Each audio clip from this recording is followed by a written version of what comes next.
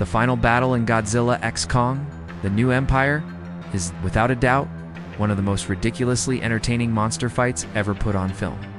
But what about the details you missed between all the atomic blasts and skyscraper-shattering punches? This wasn't just mindless destruction. Every single move tells a story.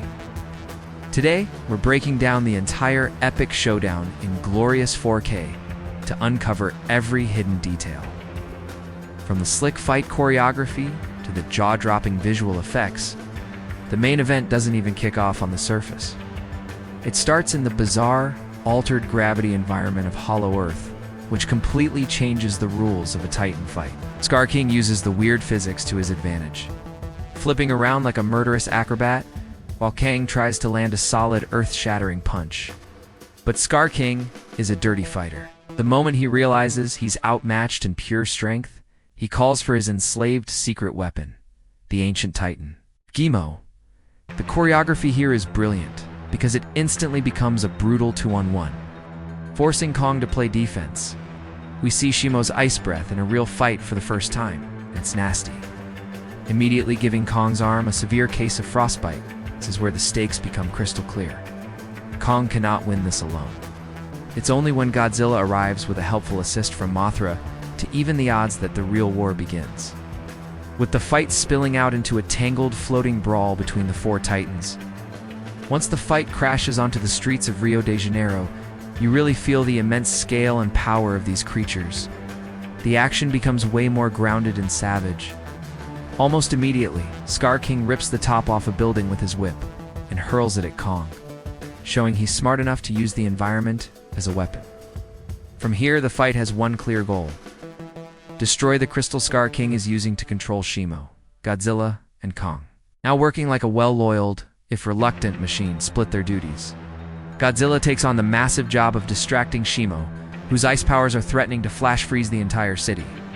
In a cool strategic twist, we see Godzilla use his atomic breath defensively, firing it not to kill, but to directly counter Shimo's ice blast. Meanwhile, Kong and his new BEAST glove focus on taking the fight directly to Skar King. It's a coordinated assault.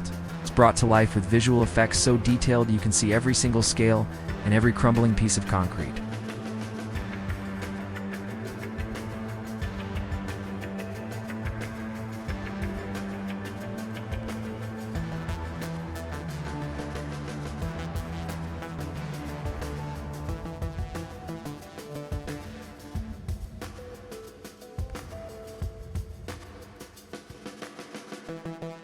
Like a hard reset on the entire power dynamic. With the crystal destroyed, Shimo is finally free from Skar King's painful mind control. This single act of defiance transforms the battle from a 2v2 into a 3v1 beatdown. Shimo, now acting on her own free will, immediately turns on her former master. This wasn't a lucky hit. It was the payoff for Kong's entire journey. It proves that real strength isn't found in domination, but in liberation. And having the son of Kong be the one to do it is just perfect monster movie storytelling. This fight was absolutely packed with incredible moments. What was your favorite part? Were you hyped for Godzilla's new evolved form, Kong's tag team strategy, or Shimo finally getting her revenge? Let me know down in the comments. And if you enjoyed this 4K breakdown, do us a huge favor and smash that like button and subscribe for more deep dives into the Monsterverse.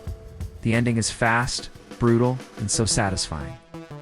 An enraged Shimo, finally free, unleashes her full power and freezes the tyrant who enslaved her solid. The final, cathartic blow, however, belongs to Kong. In a display of pure dominance, he shatters the frozen Skar King into a million icy pieces, ending his reign for good. The fight closes on an incredible visual.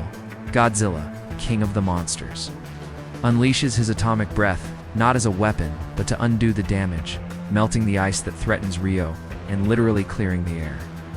It's a perfect metaphor for balance being restored. Kong returns to Hollow Earth not just as a survivor, but as a true king, with Zuko and an allied Shimo at his side. He finally has his people and his purpose. This battle wasn't just about beating a villain, it was about setting up a whole new world order. So, with Kang ruling the world below, and Godzilla ruling the surface, you have to wonder, how long can a peace between two kings really last?